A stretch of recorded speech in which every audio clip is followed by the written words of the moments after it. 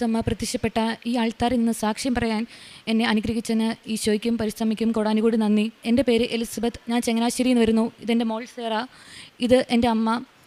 എനിക്ക് ഉടമ്പടി എടുക്കുന്നതിന് മുമ്പ് എൻ്റെ ജീവിതത്തിൽ ഉണ്ടായ ഒരു അനുഗ്രഹമാണ് ഞാനിവിടെ സാക്ഷ്യമായിട്ട് പറയുന്നത്.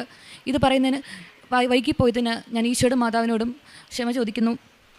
എൻ്റെ വിവാഹം കഴിഞ്ഞ് 2 വർഷമായിട്ടും എനിക്ക് കുട്ടികളൊന്നും ഉണ്ടായിരുന്നില്ല.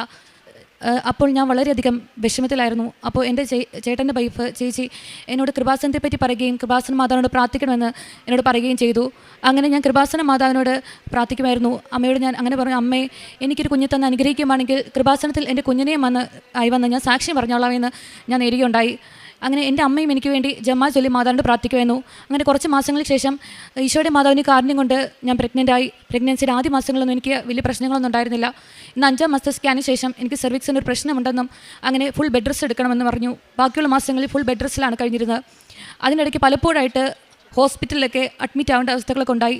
7ാം മാസം ഡോക്ടർ നേരത്തെ ഡെലിവറി നടക്കാനുള്ള ചാൻസ് ഉണ്ടെന്ന് പറഞ്ഞു. അപ്പോൾ കുഞ്ഞിനെ NIC വെക്കാതെ കിട്ടണമേ എന്ന് ഈശോയോട് മാതാവിനോട് പ്രാർത്ഥിക്കുമായിരുന്നു. 8ാം മാസം എനിക്ക് പെട്ടെന്നൊരു പനി വരികയും അങ്ങനെ എനിക്ക് BP ചെറുതായിട്ടുണ്ടായിരുന്നു. എന്ന് 8ാം മാസത്തെ പനിയോടെ എനിക്ക് BP വളരെയധികം കൂടി. അങ്ങനെ BPയുടെ മെഡിസിനൊക്കെ സ്റ്റാർട്ട് ചെയ്തു.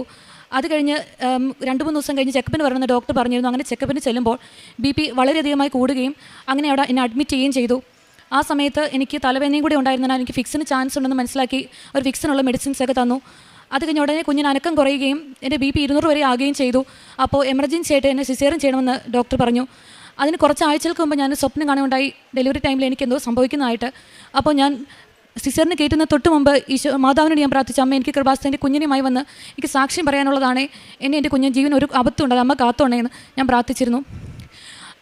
അതുകൊണ്ട് സിസേറിന് തൊട്ട് മുൻപ് എന്നെ സിസേറിയൻ ചെയ്തിരുന്ന ഡോക്ടർ എന്ന് പറയുന്ന ഒരു സിസ്റ്റർ ഡോക്ടറായിരുന്നു. ആ ഡോക്ടർ എൻ്റെ നെറ്റിയിൽ കുരിശ് വരച്ച് നന്മ നിറഞ്ഞമേ ചൊല്ലി പ്രാർത്ഥിക്കുകയുണ്ടായി. ഞാൻ സിസേറിയൻ സമയത്ത് മുഴുവൻ നന്മ നിറഞ്ഞമേ ചൊല്ലിക്കൊണ്ടേയിരുന്നു. എൻ്റെ അമ്മയും ആൻറ്റിമാരും എനിക്ക് വേണ്ടി ജപമാല ചൊല്ലി പ്രാർത്ഥിക്കുന്നുണ്ടായിരുന്നു. അങ്ങനെ യാതൊരു അബദ്ധം കൂടാതെ സിസേറിയൻ കഴിയുകയും കുഞ്ഞിനെ ഒരു അബദ്ധം കൂടാതെ ലഭിക്കുകയും ചെയ്തു. കുഞ്ഞിന് 8.5 മാസം ആയിരുന്നുള്ളെങ്കിലും കുഞ്ഞിന് ആവശ്യമുള്ള വെയിറ്റ് ഉണ്ടായതുകൊണ്ട് NIC വെക്കേണ്ട ആവശ്യവും വന്നില്ല. എന്നാലും എൻ്റെ ഡെലിവറി കഴിഞ്ഞിരുന്നെങ്കിലും എനിക്ക് BP നോർമൽ ആയിരുന്നില്ലാത്തതുകൊണ്ട് എനിക്ക് 3 ദിവസം ICU കഴിഞ്ഞിട്ട് വന്നു. എനിക്കൊരു കുഞ്ഞിനെ നൽകി അനുഗ്രഹിച്ചതിനും എൻ്റെ കുഞ്ഞിനെ ഒരു ആപത്തുണ്ടാതെ ഈശോ മാതാവും കാത്തു സംരക്ഷിച്ചനും ഈശോയ്ക്കും മാതാവിനും കൂടി നന്ദി. എനിക്കിവിടെ വരാനും ഈ സാക്ഷ്യം പറയാനും വളരെയധികം വൈകിപ്പോയതിന് ഈശോയുടെ മാതാവിനോട് ക്ഷമ ചോദിക്കുന്നു. ഞാൻ ഉടമ്പടി എടുക്കുന്നത് 2026 ഏപ്രിൽ 17-ാം തീയതിയാണ്. ഉടമ്പടി എടുത്തു കഴിഞ്ഞ് ഞാൻ മാതാവിനോട് പ്രാർത്ഥിക്കുമായിരുന്നു, എനിക്ക് മാതാവിൻ്റെ ഒരു സാന്നിധ്യം തരണമേ എന്നൊക്കെ. അങ്ങനെ ഒരു ദിവസം പ്രത്യക്ഷണ പ്രാർത്ഥന ചെല്ലുന്ന സമയത്ത് തിരിയിൽ മാതാവിൻ്റെ രൂപം കാണുവാനും തിരുനാളിൽ മാതാവിൻ്റെ ഹൃദയം കാണുവാനും എനിക്ക് സാധിച്ചു. അതുപോലെ മാതാവിൻ്റെ സാന്നിധ്യം എനിക്ക് അനുഭവപ്പെടുകയുണ്ടായി. അത് കഴിഞ്ഞ് ഉടമ്പടി നേർച്ച വസ്തുക്കളുടെ ഉപയോഗം വഴിയും ധാരാളം അനുഗ്രഹം ഉണ്ടായി. അതിലൊന്ന് എൻ്റെ കാലിൻ്റെ വിരലിന് കുറേ നാളുകളായി ഒരു മരവിപ്പ് ഉണ്ടായിരുന്നു. പെട്ടെന്നൊരു ദിവസം കാലിൻ്റെ വിരലിന് നല്ല വേദന ഉണ്ടാകുകയും അതേ തുടർന്ന് ഞാൻ ഉടമ്പടി തൈലം കുരിശ് വരച്ച് വിശ്വാസപ്രമാണം ചൊല്ലി എൻ്റെ കാലിൽ തൂത്തു. അധികം താമസിക്കാതെ എൻ്റെ കാലിലെ വേദന പൂർണ്ണമായിട്ട് മാറി. അതുപോലെ കിണറ്റിൽ വെള്ളം വളരെയധികം താഴ്ന്നിരുന്നു. അതുപോലെ മോട്ടർ ഇടാൻ പോലും വെള്ളം ഉണ്ടായിരുന്നില്ല. അങ്ങനെ ഇരുന്ന സമയത്ത് ഉടമ്പടി ഉപ്പ് വിശ്വാസപ്രമാണം ചൊല്ലി കിണറ്റിൽ ഇട്ടു. പിറ്റേ ദിവസം മോട്ടർ ഇട്ടപ്പോൾ ധാരാളം വെള്ളം ലഭിക്കുകയും പിന്നെ വെള്ളത്തിന് ക്ഷാമം ഉണ്ടാകുകയും ചെയ്തില്ല. പ്രേക്ഷിത പ്രവർത്തനമായിട്ട് ചേരുന്ന കൃപാസന പത്രം ഞാൻ ഗവൺമെൻറ് ഹോസ്പിറ്റലുകളിലും പള്ളികളിലും കേട്ട് കൊടുക്കുമായിരുന്നു. പറ്റുന്നവരോടൊക്കെ ഈശോനെ മാതാവിനെ കുറിച്ചൊക്കെ പറയുമായിരുന്നു. കൃപാസന മാതാവിൻ്റെ അനുഗ്രഹങ്ങളെക്കുറിച്ചൊക്കെ പറയുമായിരുന്നു. കാരുണ്യപ്രവൃത്തിയായിട്ട് പാവങ്ങളെയൊക്കെ സഹായിക്കുമായിരുന്നു. പറ്റുന്ന സാമ്പത്തിക സഹായമൊക്കെ ചെയ്യുമായിരുന്നു. പ്രാർത്ഥന ഞായറാഴ്ചകൾ വിശുദ്ധ കുർബാന മുടക്കിയിരുന്നില്ല. അതുപോലെ തന്നെ അരമണിക്കൂർ ബൈബിൾ വായിക്കുകയും ജപമാല ചൊല്ലുകയും ഉടമ്പടി ധ്യാനം മുടക്കാതെ കൂടുകയും ചെയ്യുക. ഇത്രയും അനുഗ്രഹം നൽകുന്ന ഈശോയ്ക്ക് മദന കോടാനോട് നന്ദി.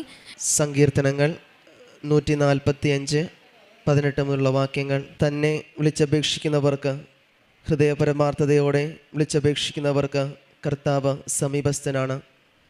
തൻ്റെ ഭക്തന്മാരുടെ ആഗ്രഹം അവിടുന്ന് സഫലമാക്കുന്നു.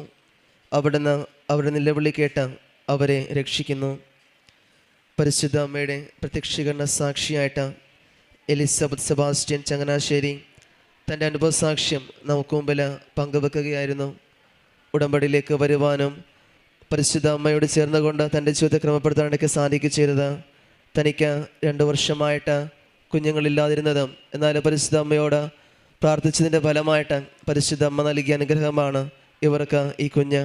അത് ഉടമ്പടി എടുക്കുവാനും ഉടമ്പടിയിലേക്ക് കടന്നു. കാരണം ആദ്യം കുറച്ച് ദിവസങ്ങൾ കുഴപ്പമില്ലായിരുന്നെങ്കിലും 5-ാം മാസം മുതൽ തുടർച്ചയായിട്ടുള്ള തടസ്സങ്ങളും BP ഒക്കെ കുറയും കാര്യങ്ങളൊക്കെ വരുമ്പോൾ പരിശുദ്ധ അമ്മയോട് ചേർന്നുകൊണ്ട് ഉറച്ച പ്രാർത്ഥന തന്നെയാണ് ഈ കുഞ്ഞുങ്ങളെ ലഭിക്കുവാനും യാതൊരുവിധമായ കുഴപ്പമില്ലാതെ കണ്ട പരിശുദ്ധാമ്മയുടെ വലിയൊരു സംരക്ഷണം ഈ കുടുംബത്തോട് ഉണ്ടായിരുന്നതും അത് തൻ്റെ ജീവിതത്തെ ഉടമ്പടിയിലേക്ക് ക്രമപ്പെടുത്തുവാനും പ്രാർത്ഥനയിലേക്ക് വളരുവാനും അതോട് ചെന്നുകൊണ്ടാണെങ്കിലും തനിക്ക് നേരിട്ടിരുന്ന ചെറിയ ചെറിയ രോഗസൗഖ്യങ്ങൾ, അത് കാലിലെ മരവിപ്പാണെങ്കിലും അത് മറ്റു രീതിയിലുള്ള അസ്വസ്ഥകളും അത് മാറാനൊക്കെയായിട്ട് സഹായിച്ചത് ഉടമ്പടി വസ്തുക്കളോട് ഉടമ്പടി തൈലത്തോടൊക്കെ ചേർത്ത് വെച്ച വിശ്വാസത്തോടെയുള്ള പ്രാർത്ഥനകൾ തന്നെയാണ്.